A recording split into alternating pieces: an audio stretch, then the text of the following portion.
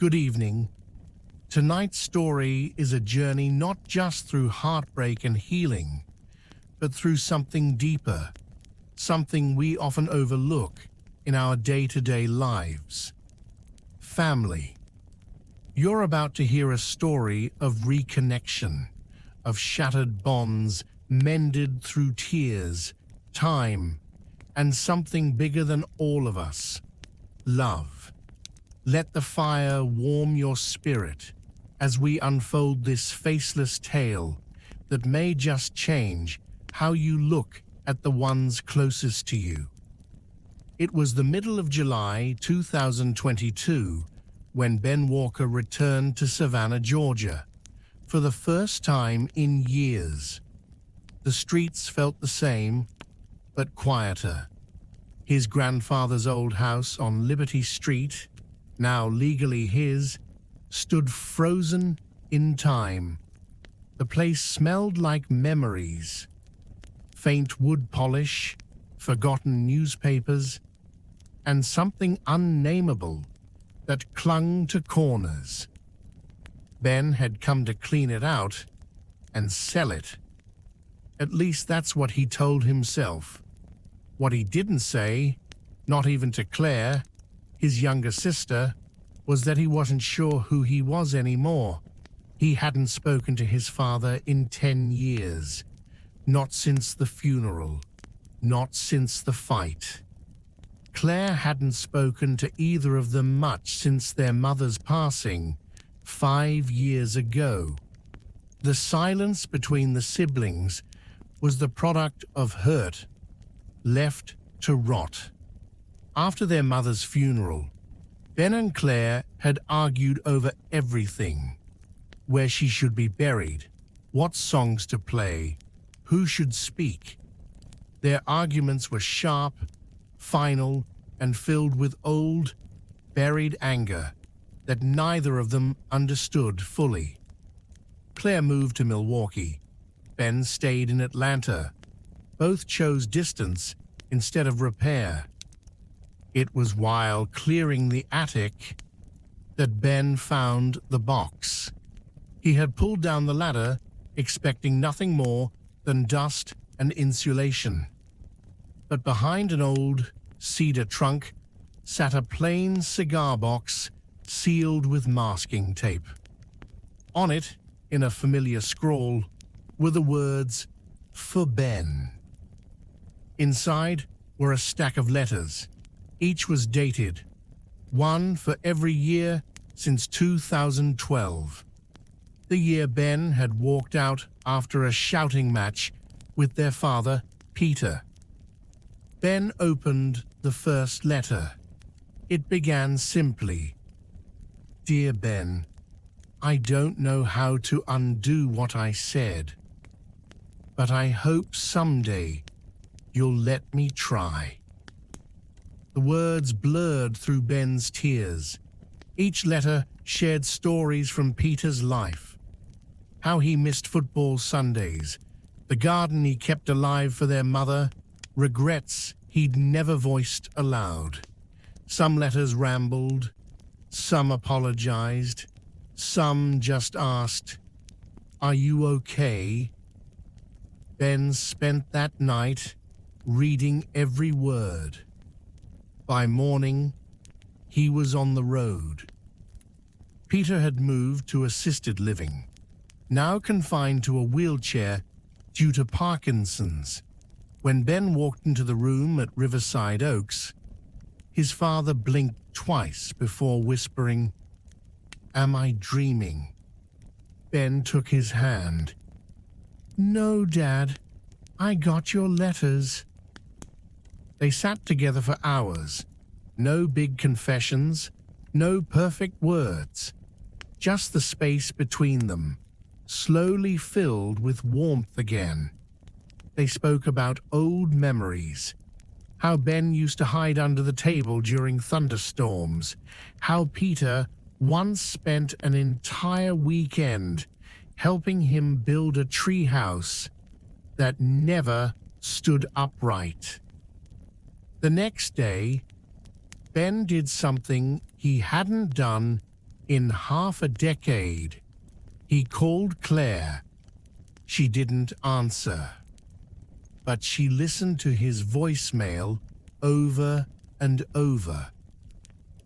Claire, I found something in the attic. You should see it. It's about Dad. It's about us. She cried. Then she booked the next flight. Claire arrived with cautious eyes and a carry-on bag of nerves. Ben met her at the airport, unsure if she'd still wear the necklace their mum gave her. She did. That necklace had become a quiet symbol of their mother's presence. A string of tiny pearls held together by memory.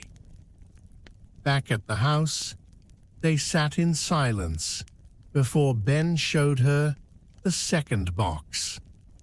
For Claire, it read. Inside, old birthday cards, her childhood drawings, a folded paper crown, labeled Queen Claire, age 7, and a cassette tape labeled June 1995. They borrowed an old tape player from a neighbor. It was their father's voice reading Claire's favorite bedtime story, Goodnight Moon. The voice trembled at parts, paused for imagined page turns. When the story ended, Peter whispered, I love you, Peanut. Always. Claire wept into her hands.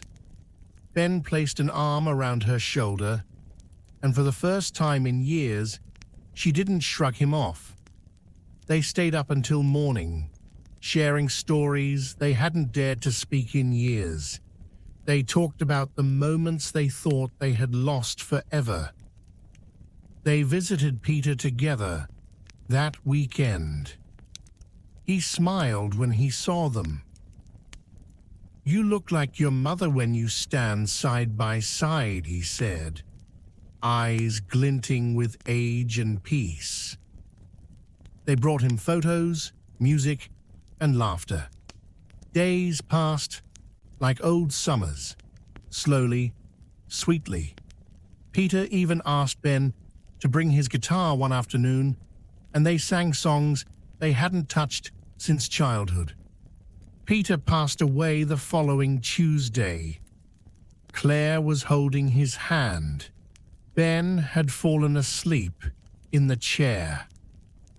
The funeral was quiet. Just a few neighbors, old friends, and 2 siblings holding hands tighter than they had in decades. Afterward, they sat on the front porch of the Liberty Street house and talked about childhood, about their mom's cornbread, about the distance they'd let grow like ivy between them. It was Claire who suggested the idea first. A place for people to write what they're too scared to say aloud. Ben nodded. Like Dad did.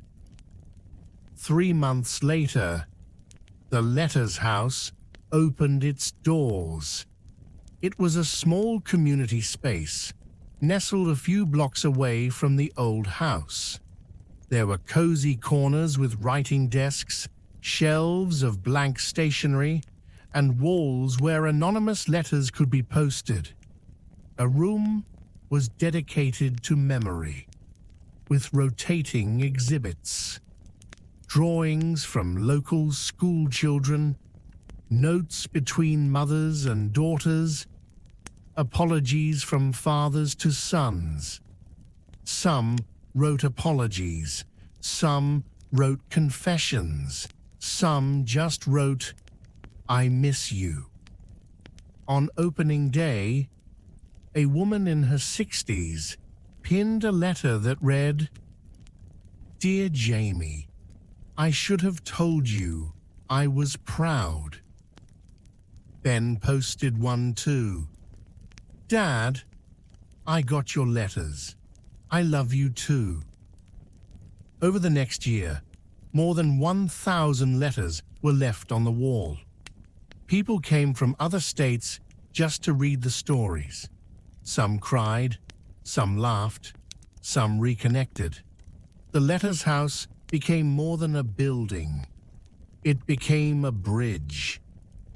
One evening, Claire stood by the window, watching families write by the flicker of candlelight. "We did this," she whispered. "We took something broken and built something beautiful." Ben nodded, holding his guitar. "And we found our way home." Family isn't perfect. It's not always warm dinners and holiday photos. Sometimes it's silence. Sometimes it's broken trust and decades of letters no one reads. But it's also the only place where reconciliation can change everything. If this story moved you tonight, let it move your fingers too. Write that text. Make that call. Forgive if you can. Love if you dare. Because tomorrow is never guaranteed. Thank you for sitting by the fire. Until next time, stay warm, stay kind, and hold your family close.